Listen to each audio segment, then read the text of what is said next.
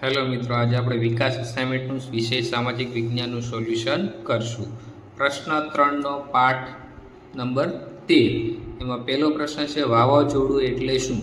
તો જવાબમાં આવશે વાતાવરણમાં હવાના દબાણમાં સર્જાતી અસમતુલાથી ઉદ્ભવતા પ્રચંડ વિનાશકારી વાતાવરણીય તોફાનને વાવાઝોડું કે ચક્રવાત કહે છે.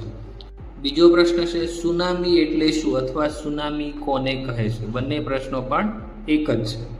જવાબ સમુદ્ર કે મહાસાગરના પેટાળમાં જ્વાળામુખી ફાટવાથી કે ભૂકંપ આવવાથી કે મોટા પાયે થતા ભૂસ્ખલનથી સમુદ્રની સપાટી પર ખૂબ વિશાળ કદના શક્તિશાળી અસાધારણ લંબાઈના મોજા ઉત્પન્ન થાય છે, જેને સુનામી કહે છે.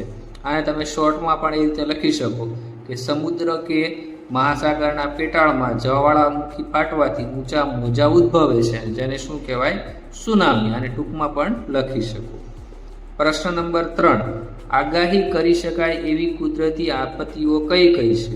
તો જેની પહેલાથી આગાહી કરી શકાય એવી જવાબમાં આવશે પૂર, સુનામી, વાવાઝોડું, દુષ્કાળ વગેરેની આગાહી કરી શકાય એવી એક કુદરતી આપત્તિઓ છે. પ્રશ્ન નંબર 4, પૂર આવવા માટે કયા કયા કારણો જવાબદાર છે? જવાબમાં આવશે પૂર આવવા માટે મુખ્યત્વે અતિવૃષ્ટિ, એકધારો વરસાદ તેમજ કુદરતી ઢોળાવને અવગણી કરાયેલ બાંધકામ, કુદરતી જળ નિકાલના માર્ગોમાં અવરોધ વગેરે માનવસર્જિત કારણો પણ જવાબદાર છે. ત્યાર પછી પ્રકરણ નંબર 14 પ્રકરણ નંબર 14 પ્રશ્ન નંબર 1, નવીનીકરણીય સંસાધનો કોને કહેવાય? જવાબમાં સાથે જે સંસાધનો પોતાની મેળે જ ચોક્કસ સમયમાં વપરાશી હિસ્સાની પ્રતિ પૂરી કરે અથવા પ્રવૃત્તિ પૂરી કરે અથવા તે અખૂટ હોય, ટૂંકમાં જે અખૂટ છે તેને નવીનીકરણીય સંસાધનો કહે છે. દાખલા તરીકે સૂર્યપ્રકાશ, જંગલ. પ્રશ્ન નંબર 2, ભૂમિ સંરક્ષણ એટલે શું? ભૂમિ સંરક્ષણ એટલે જમીનનું ધોવાણ અટકાવવાને જમીનની ગુણવત્તા જાળવવી અને ભૂમિ સંરક્ષણ કહે છે. ત્રીજો પ્રશ્ન છે જંગલમાંથી કઈ કઈ વસ્તુઓ મળે? તો આમાં તમે ગમે એ જવાબ લખી શકો. જંગલમાંથી તમને જે દેખાતું હોય, મળતું હોય લખી નાખવાનું. જંગલમાંથી લાકડા મળે, લાખ, ગુંદર, ટર્પેન્ટાઇન, મધ, ઔષધિ વગેરે વસ્તુઓ મળે છે. જંગલમાંથી જેટલું પણ મળતું હોય તમે ગમે પણ આમાં લખી શકો. પ્રશ્ન નંબર 4, લદ્દાખના લોકો કયા પ્રાણીઓ પાળે છે ચા માટે? તો લદ્દાખના લોકો દૂધ અને માંસ મેળવવા માટે બકરીઓ, ઘેટાં અને યાક જેવા પ્રાણીઓ પાળે છે અને તેઓ યાકનું દૂધ પણ પીવે છે. ત્યાર પછી પ્રકરણ નંબર 17 પ્રશ્ન નંબર 1, કયા કયા ક્ષેત્રોમાં મહિલાઓ સમાન રીતે કામ કરે છે?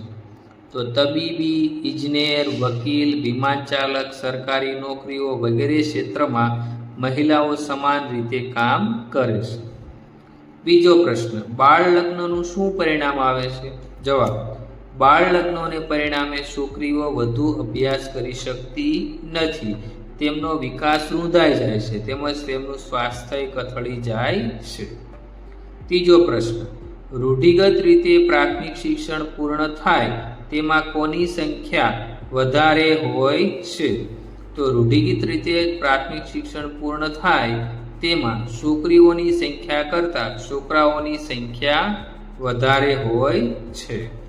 ચોથો પ્રશ્ન, આઝાદી સમયે મહિલાઓ કઈ રીતે આંદોલનમાં જોડાઈ હતી? તો જવાબ છે આઝાદી મેળવવા માટે અંગ્રેજો સામે ગાંધીજીના નેતૃત્વ નીચે અનેક પ્રકારના આંદોલનો થયા, જેમાં કસ્તુરબા સાથે ગુજરાત સહિત દેશભરની મહિલાઓ આંદોલનમાં જોડાઈ હતી. તો ટૂંકા પ્રશ્નમાં તમે એવું પણ લખશો કે કસ્તુરબા સાથે એના નેતૃત્વમાં ઘણી બધી મહિલા જોડાઈ હતી.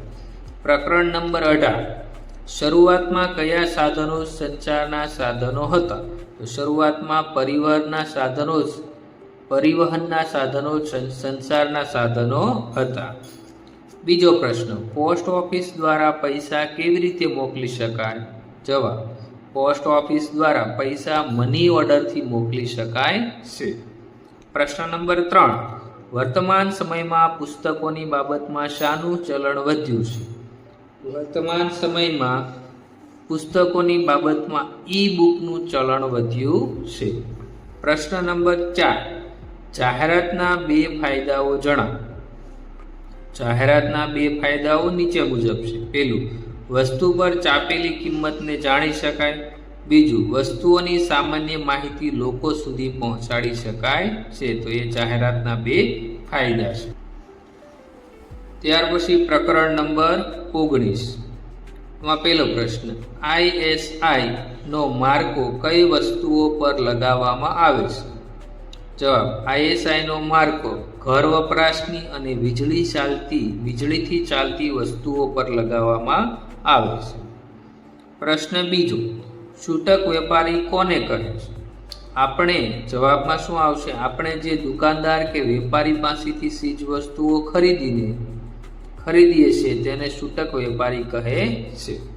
ત્રીજો પ્રશ્ન, ઉત્પાદકથી ગ્રાહક સુધી પહોંચતી વસ્તુમાં કોણ વળતર મેળવે છે? તો ઉત્પાદકથી ગ્રાહક સુધી પહોંચતી વસ્તુમાં ખેડૂત, ઉત્પાદક, વેપારી અને પરિવહન સેવામાં જોડાયેલ દરેક વ્યક્તિ ઓછા વત્તે અંશે વળતર મેળવે છે. પ્રશ્ન નંબર 4 અને આપણો છેલ્લો પ્રશ્ન, સાપ્તાહિક બજાર એટલે શું? સાપ્તાહિક એટલે શું થાય? અઠવાડિયું. તો અઠવાડિયા દરમિયાન કોઈ એક નિશ્ચિત દિવસે જ ભરાતા બજારને સાપ્તાહિક બજાર કહે છે, જેને આપણે શું કરીએ? રવિવારે ભરાય તો રવિવારી પણ કહીએ છીએ. તો આ સાથે આપણે આ સમાજના પ્રશ્ન 3નું સોલ્યુશન પૂરું થાય છે.